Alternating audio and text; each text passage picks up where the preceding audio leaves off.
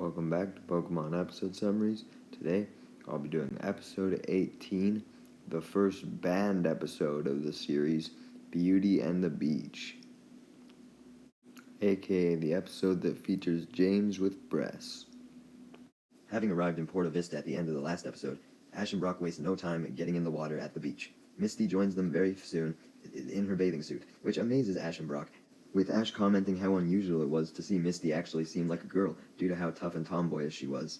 Misty takes offense to this, likely due to how she wants to be seen as a girl due to her upbringing with her sisters, and angrily hits Ash with a baseball in response to his comment. Meanwhile, Team Rocket are up to even more shenanigans, this time while in a submarine, spying on all the tourists, planning to steal from them, assuming they would be rich due to living in a resort town. To get themselves hyped up for their plan, they do their motto, but by the time they do it, their view of the tourists is changed to a view of a boat speeding on the water. This boat is piloted by none other than Ash, who assumed that Brock had bought the boat after seeing him and Pikachu on it. Brock denies this, claiming he just followed wherever Pikachu went, leading Ash to realize that he was illegally driving a boat. Either by his just pure incompetence or the shock of this revelation, Ash panics and somehow crashes the boat into the submarine at full speed, sinking Team Rocket's submarine, and causing Ash to panic even more, which leads him to crash into an old man's dock. The old man is obviously unhappy with his dock being destroyed and yells at Ash and the gang, leading Ash to cowardly scour behind Misty, not wanting to face the repercussions for his terrible driving.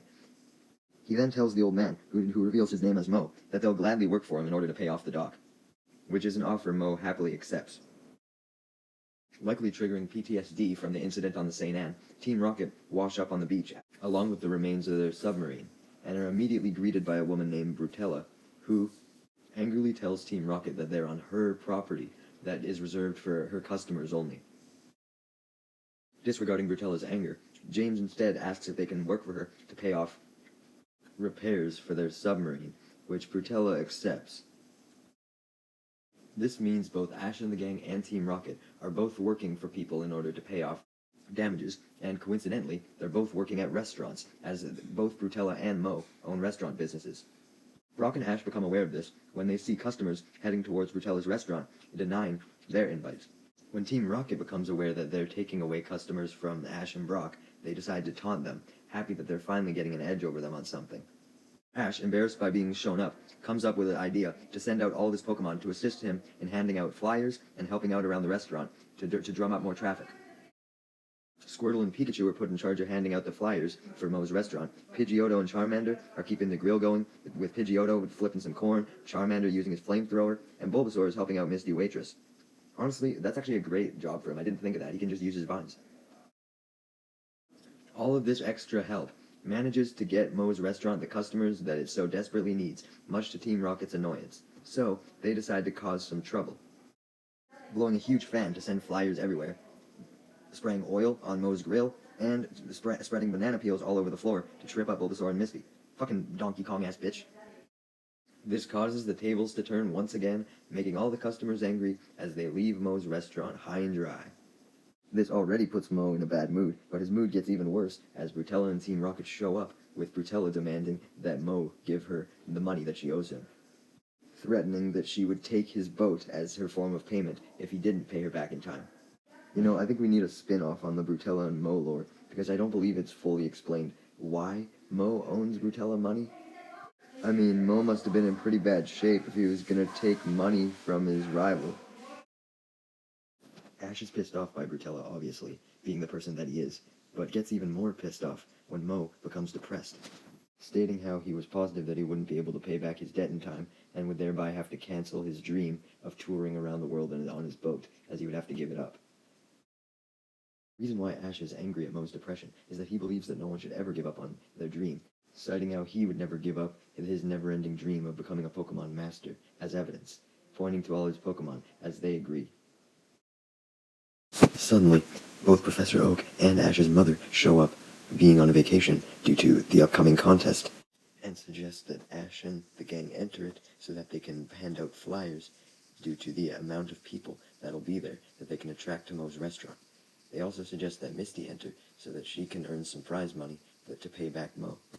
Ash and his friends eagerly accept the offer, with Ash sending out his Pidgeotto to send out all the flyers, much to Mo's happiness, as it drawed attention to his restaurant yet again. As the contest begins, Ash sits with both his mother and Oak. Check up on him to make sure he's doing okay on his journey. Ash's mother asks him embarrassing questions, and eventually circles to if he has gotten into trouble at any point on his journey. This reminds Ash of how he crashed into the dock, leading himself to panic, not wanting to talk about it.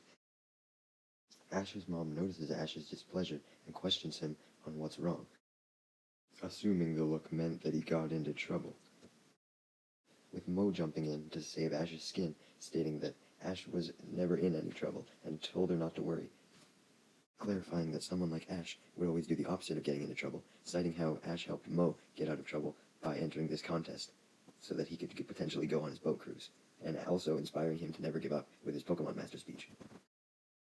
Brock somehow acquires the announcer job for the contest, which would seem like a conflict of interest, right? I mean, Ash and Misty are both in the contest, but speaking of Misty, she's the first contestant and utilizes her Starmie and Ash's Squirtle to make them look like they're flying a UFO. But the UFO is then stopped by Jesse and James, utilizing James' huge D-cup breasts that any woman wished they could have. No, just kidding. Using Ekans and Coughing, who are currently dressed as an Omastar, as their costume. Honestly, like, who would care about that? Oh, wow, Pokemon are dressed up. Ooh. Wouldn't it count as some form of blackface in a way, too? Like, you're pretending that you're another species. That's kind of weird. But anyway, Team Rocket are given instant karma for kicking Misty off the stage, as Gary and his squad of cheerleaders show up, being the next contestants. They kick Team Rocket off the stage, as Ash watches in anger, leading Oak to apologize for not mentioning that Gary would be coming sooner, forgetting how Gary's appearance would affect Ash this much. The effect was nothing in comparison to when Gary then started to insult Ash with the microphone, spewing insults about how terrible of a trainer Ash was. But thankfully for Ash, though, no one's listening to Gary whatsoever, as they're all focused on the sheer beauty of his cheerleading squad, including Brock. And I mean, it's Brock, what do you expect? Misty is also focused on Gary's cheerleading squad, but she isn't amazed by them, but rather is extremely annoyed, as she is now not even given a second look. Meanwhile, with Team Rocket having lost the contest, they disappointedly return to Brutella, informing her that they weren't able to get her any more publicity for her restaurant. Brutella responds by revealing that she knew that Team Rocket was actually Team Rocket, due to recognizing their suits, and also just being a bitch, just like them in general. They have that in common. They'd probably recognize each other because of that. But anyway, Brutella reveals that she had fixed their submarine now, which essentially blackmails them into helping her, as she would make them pay for the sub otherwise. So they agree to help her with her plan of ruining the contest and driving all of the customers to her restaurant instead of Mo's. This time, though, the plan was to destroy Mo's restaurant, not just drive away traffic. Brutella had finally gone fully mad at this point. She just wanted Mo to fucking suffer, that fucking bitch. Ash runs up to Gary in pure anger at what he said and challenges him to a battle, but Gary denies, once again stating how bad of a trainer Ash was, and that it wouldn't be worth his time to fight him. Brock gets in the conversation so that it doesn't escalate into a petty fistfight, but his interruption isn't needed, as Team Rocket has the interruption covered, as usual, popping out with their submarine. This causes everyone to run away rapidly, assuming that the sub was actually a real Gyarados. But Ash, now having been an expert on determining if Pokemon were robots due to the Pokemon Land incident, is sure that it's not real, and informs everyone by using Gary's microphone. So everyone eventually calms down. This pisses Team Rocket off, so they fire their missile right away, and it heads straight for Mo's restaurant. Ash takes action, sending out Pidgeotto and Charmander, and having Charmander use Flamethrower on the missile by going up into the air by being lifted by Pidgeotto. The Flamethrower fries the missile, sending it flying back towards Team Rocket. They try their best to get away, but are blasted off as per usual, and their submarine is destroyed once again as it crashes into Brutella's restaurant. It seems like this turn of events even actually impressed Gary, and it certainly impressed all of the townsfolk, minus Brutella, obviously, who was pissed as fuck. But all of the townsfolk are so happy that they decide to give Ash the honorary trophy of the contest, even though he didn't even end up competing at all, aside from his Squirtle. With Brutella dealt with, Mo is free to go on his cruise, waiving Ash and the gang of their debts, as they've obviously done more than enough to help him at this point. Ash's mom and Professor Oak then leave, with Ash's mom extremely proud of everything Ash has accomplished so far, and Oak agreeing.